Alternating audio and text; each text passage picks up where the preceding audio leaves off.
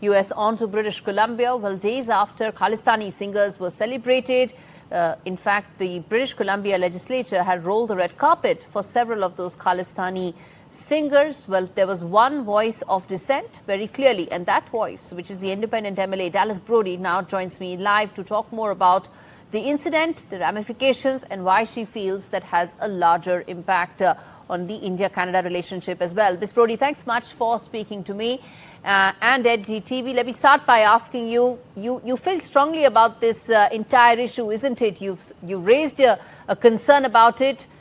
Why do you think this could actually be why do you think this is such a big issue and has larger impact and ramifications? Well, the fact that it's still happening, it's actually hard for me to believe this is happening. I sit as an independent member in the House right now. I voiced my concern about this immediately by putting something onto X. And the fact that it's going on, to me, is stunning. We should be very aware of what this group stands for and what they glorify. There are no secrets about this, and frankly, they make no secrets about it. Here in Canada, we don't want to become a launching pad for, groups that have grievances from other countries and it should be left in the past. We have to work here to build unity here in Canada, here in British Columbia, this province in British Columbia, and not have people like this being glorified at all. We want young people to have positive role models, not this.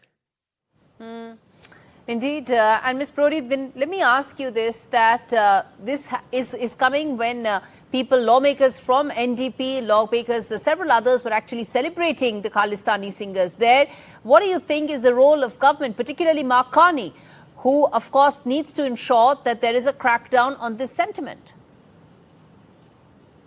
Well, I guess like in any political situation, just speaking, I'm a newcomer to politics. I only just got elected in October, but I'm learning that people get influenced by getting involved on the ground early on, and they start working their way into the parties.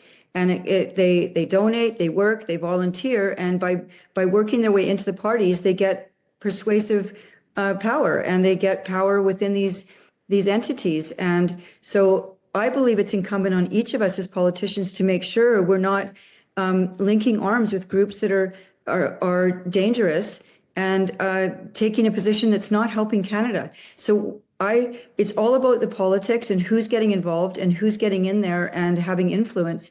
And I think this is where we need to look carefully about what's happening in Canada. And this isn't the only situation happening here. We have other groups fomenting, ideologies that are dangerous and very destructive to our social fabric. And we need to take a close look at this. I've been pushing on some other issues in this regard also.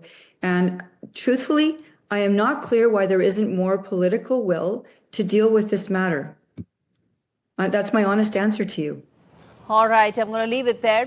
Ms. Brodie, thanks much for speaking to me. Remember, it's the Khalistani issue that actually ruptured the India-Canada relationship. Glad that there are voices of reason like yours in Canada.